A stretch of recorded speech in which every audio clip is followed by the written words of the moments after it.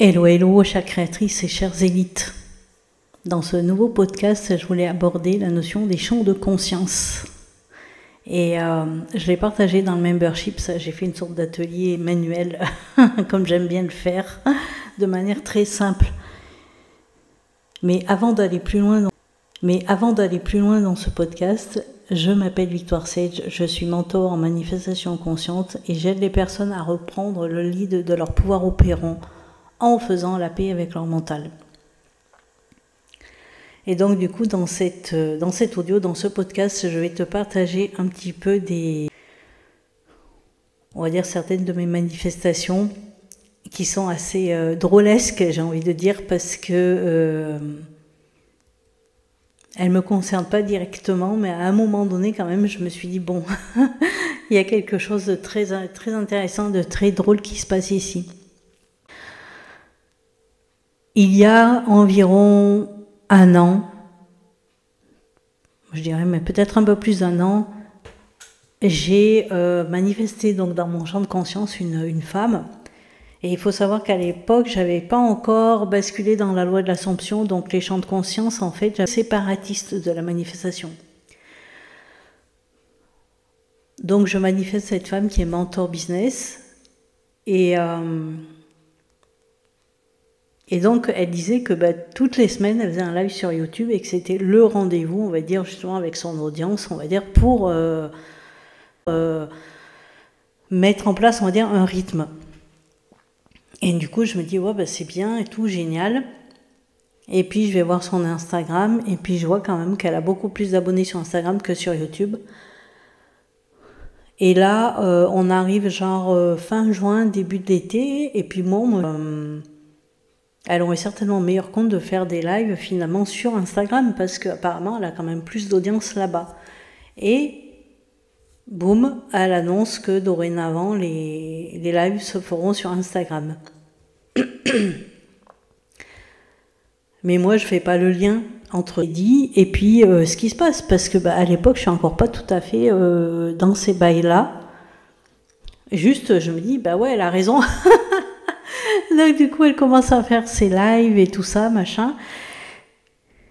Et puis, on va dire que son business prend de l'ampleur, beaucoup d'ampleur.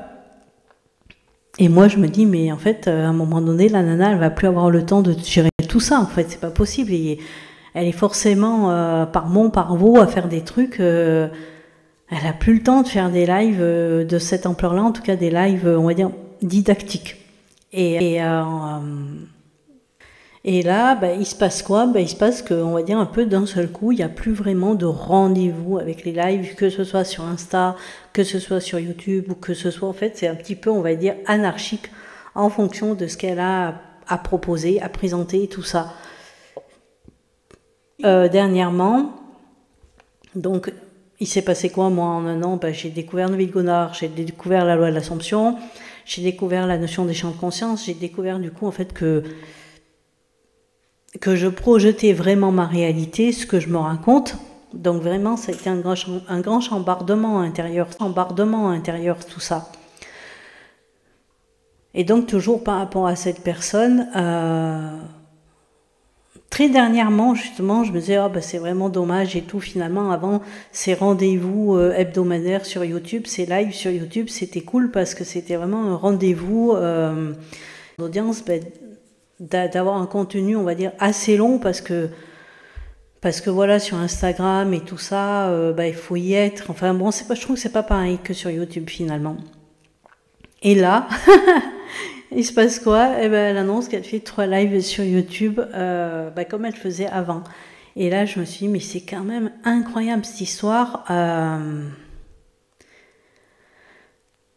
C'est vraiment incroyable cette histoire où justement je décide que la personne elle fait ci, elle fait ça, ou ça serait bien en fait, mais j'y attache pas d'importance non plus, j'ai pas d'attente, je me dis pas waouh, il faut vraiment qu'elle fasse comme ça en fait, juste je me dis ça serait bien que ce soit comme ça et bim ça se fait.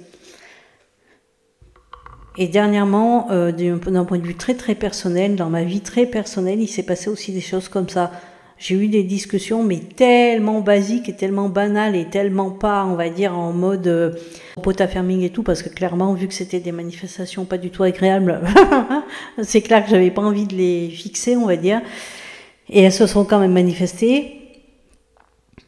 Mais c'est en fait, c'est d'avoir ce truc de dire ouais, j'aimerais bien que ce soit comme ça, mais et en même temps de dire mais en vrai, je m'en fous en fait. En vrai, que ça se passe pas en vrai, on s'en fout. Et c'est vraiment cette notion de on s'en fout, de lâcher prise, on va dire, qui fait que ça va arriver mais tellement vite. Moi, à chaque fois, ça me bluffe, c'est le niveau de rapidité.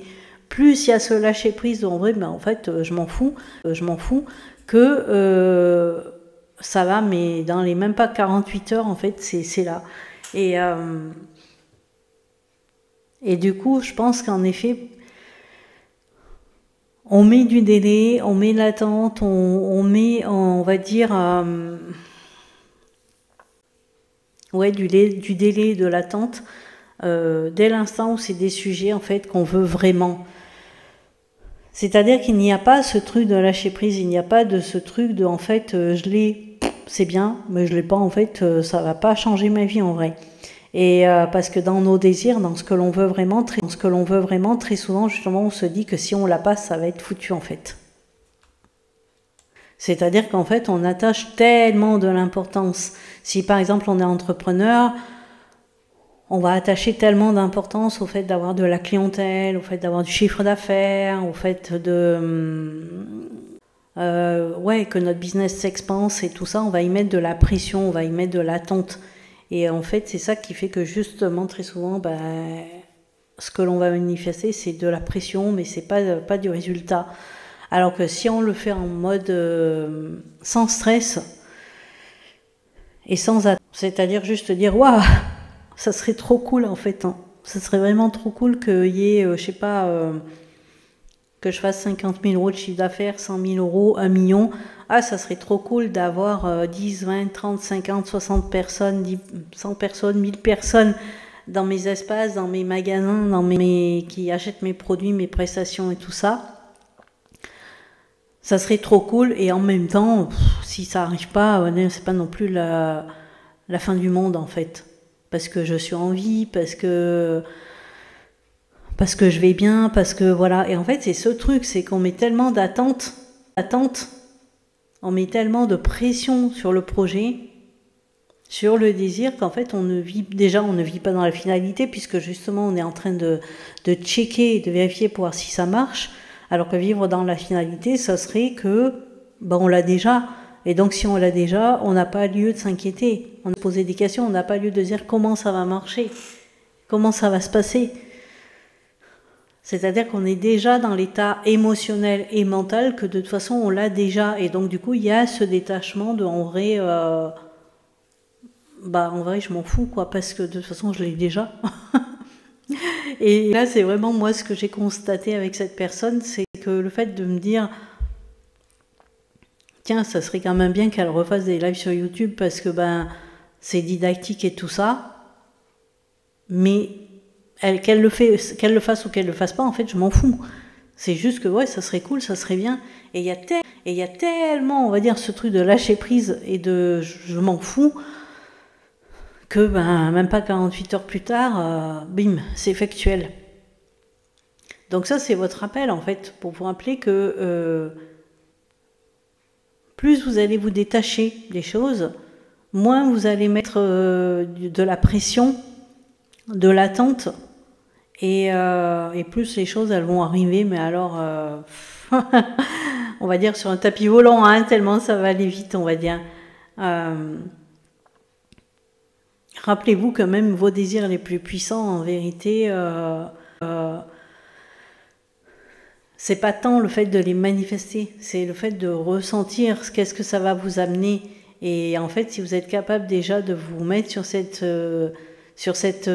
état de conscience, de plénitude, de complétude, de joie, de rythme, de liberté, de sérénité, selon ce que vous voulez manifester. Si vous êtes déjà capable de le faire comme ça sans avoir votre désir, eh bien en fait vous êtes capable d'aller directement dans votre finalité qui est le ressenti. C'est ça en fait hein, que vous voulez expérimenter. Derrière le fait d'avoir de l'argent, de la réussite, tout du succès ou de tout ça, ce que vous voulez ressentir la plupart du temps, c'est de la sérénité, c'est de la tranquillité, c'est du chill, c'est de l'enthousiasme, c'est de la joie, c'est ça en fait. Et si vous êtes capable d'aller vous y brancher dans votre imagination sans avoir sur ce que vous souhaitez, ben vous vous rendez bien compte que vous êtes capable d'aller vous nourrir de ça. C'est intérieur en fait. Ça se passe à l'intérieur. Vous me direz comment ça résonne ça pour vous dans les commentaires. Dans la barre de description, je vous mets toutes les possibilités pour entrer dans mes espaces, c'est-à-dire le membership Level Up, dans sa version basique, dans sa version Level Up VIP, où il y a du one-to-one, les subliminaux, le mail manifestation, les espaces offerts. Bref, je vous mets tout dans la barre de description. Je vous souhaite une belle journée. Prenez soin de vos narratifs intérieurs.